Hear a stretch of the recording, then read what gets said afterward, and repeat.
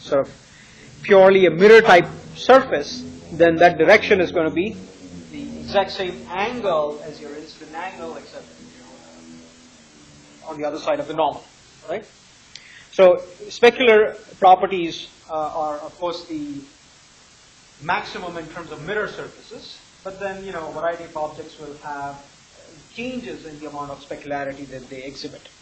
Now, the other thing that people have observed, and especially under Kong model, which some of you indicated last time you have used in terms of your graphics and so on and so forth, expresses the fact that the amount of energy, first of all, is not necessarily captured within absolutely zero variance on the angle.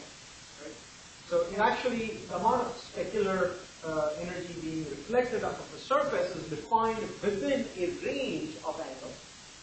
And the energy of that reflection actually falls off with distance away from the surface.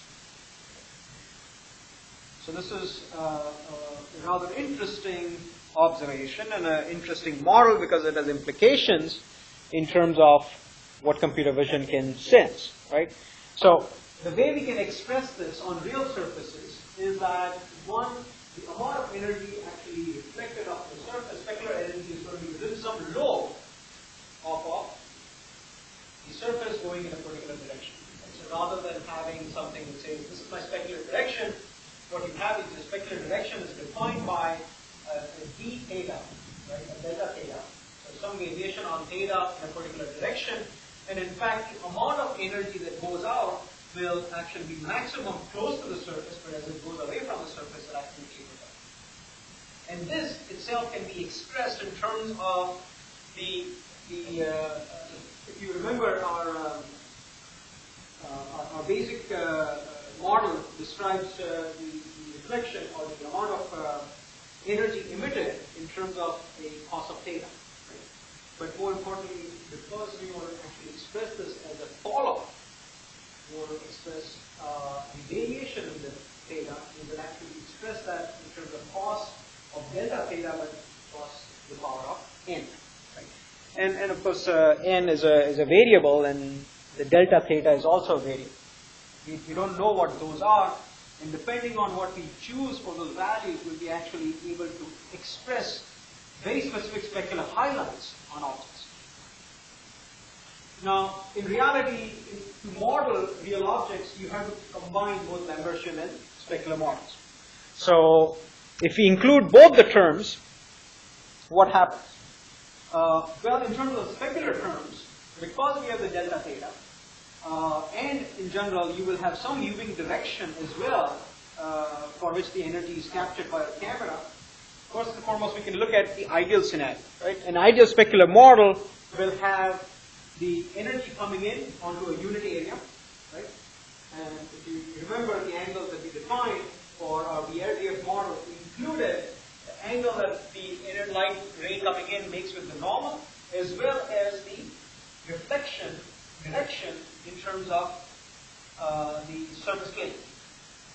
So one of them is expressed as theta, the other expressed as psi. And of course, the specular ideal surface will have a reflection angle that is proportional to the incident angle. Of course, your viewing direction has to be accounted for. The question is, you have specularity of an ideal surface, but how much of the energy is going to the camera? So in order to capture that, you can capture that based on this equation. So this is nothing but k times delta of the difference between theta I and theta E, E being the angle the camera makes with respect to the normal of the surface, multiplied by the delta of theta I plus pi minus, pi plus pi minus P of E, where P of E is now the viewing angle with respect to the surface plane. So obviously, to maximize specularity, your camera has to align with the specular direction. If it doesn't align, then you only get a portion of the energy within that lobe or within the specular lobe. And that amount or the proportional energy is described by this.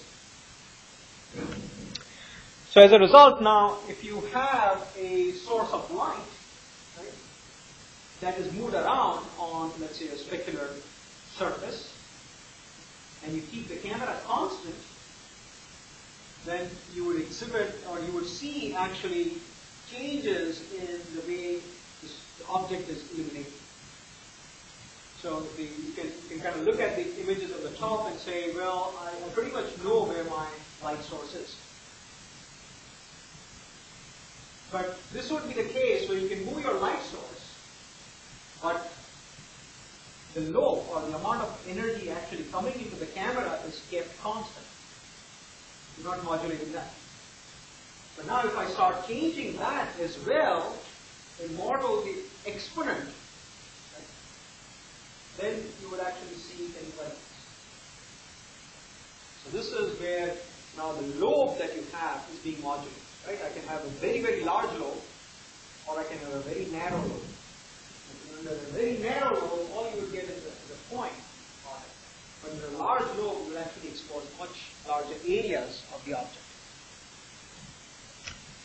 So, in reality, if we combine the Lambertian and the specular model, we end up with what is the Phong model, and you would actually express it as two terms, a diffuse term and a specular term, right?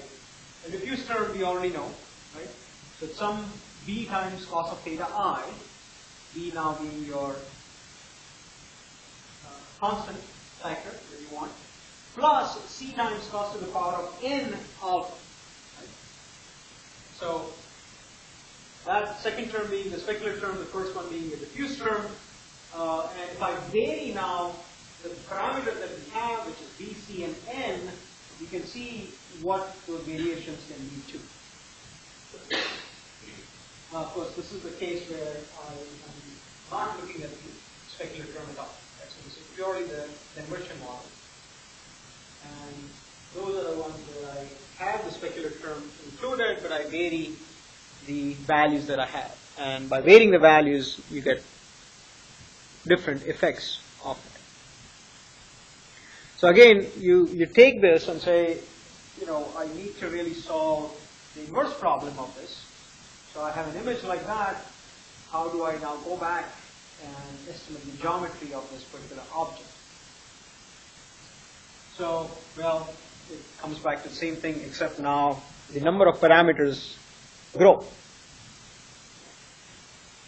So you have to estimate and solve for more number of parameters in this model, but this model gets you to more realistic situations as well.